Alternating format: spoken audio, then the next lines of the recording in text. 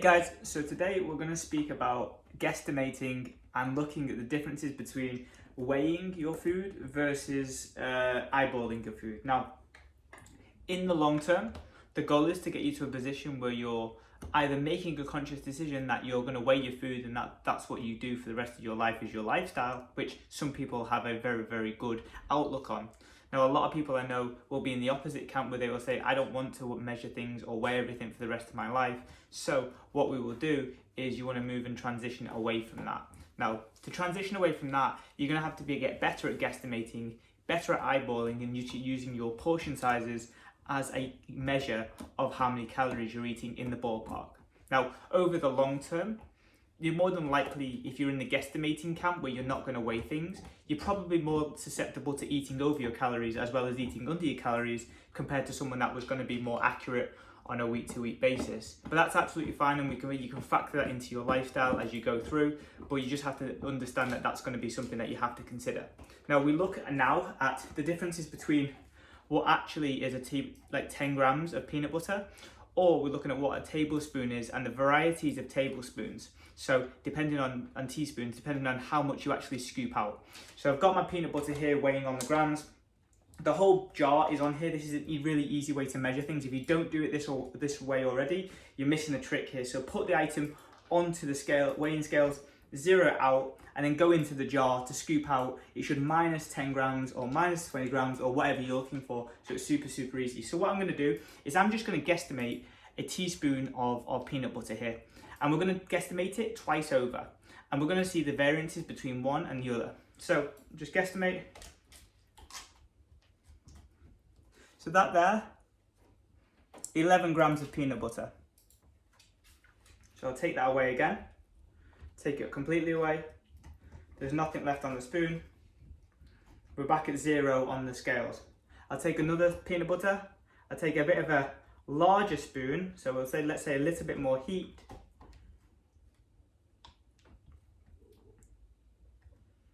And that's 15 grams of peanut butter. They look very similar, apart from the fact that this one's a little bit more messy than the first one, because that was a clean spoon. And you can see that just there is a 5 gram difference. Now, if you know peanut butter, you know the calories in it, it's quite a substantial amount. Now, if you did that for every spoon, every food choice, and everything that you eat on a day-to-day basis, and you're going over by 5, 10, 15 grams, you're going to be accumulating over the day those hidden calories, those different calories, you know, the things that you say, I'm sticking to the plan, but you're still guesstimating the food, which means that you go over. This example can be used for anything when it comes to guesstimating or not guesstimating food being accurate. You can take chicken breast, for example. One chicken breast is a very different size to something else. If you want to be accurate, you want to chop it up and make sure that they're weighed, but you know, far too often will you see people guesstimate things and think that they've done 200 grams of vegetables, or they think that they've done 150 grams of chicken breast, when actually the reality is the scale will always tell. And if a small spoonful of peanut butter like this is of variance, you're going to find that in your day-to-day. And if you creep up 200, 300 calories for a female or a male that is in between like 40 to 60 kilos, if you do this with every spoonful every single day, you're going to accumulate, you know, with different food sources, you're going to accumulate over like 100 to 200 calories of extra hidden calories per day, which could be the difference between you losing weight in 1 week or you not losing weight in 1 week.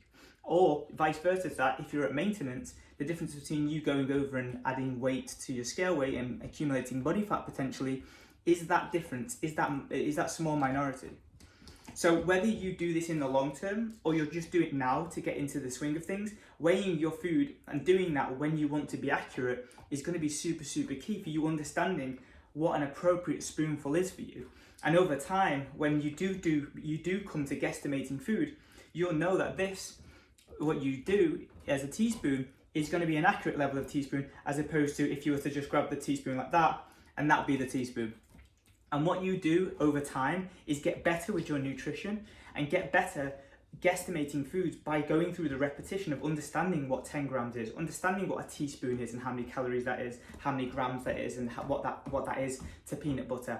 But you take this example and you put it into all of the other food sources, and this is why you want to weigh things at the beginning so that you understand the differences, the minutiae between what you think you're looking at as opposed to what you're actually looking at. And majority of people that will be trying to lose weight or have gained a significant amount of weight will have quite a lot of old habits around bigger portions than what they're supposed to be having for their body weight. And by weighing things, not guesstimating things, will allow you to get closer together with what you should be doing versus what you think you should be doing. And the old sentiment of we've got eyes bigger than our belly is actually one of the truest sentiments that I could say for people that are struggling to lose weight and people that have had or been big in their back years. So if you are going through this phase, or you are going through a dieting phase right now, and you're choosing to guesstimate foods as opposed to doing them accurately, you know, that can wait for when you're in the results that you've got, or you're in the shape that you want to be. For now, if you want to be accurate and you want to make sure you get the results, go back to weighing it, make it super easy, and do the things that got you to the position that you're in right now. If you're in that lifestyle solution phase and you're in that phase where you've got into the shape of your life and you want to move away from measuring foods, then you can take it away nice and easily, and there'll be another video within the steps to autonomy that will allow you to understand how you can transition away from that.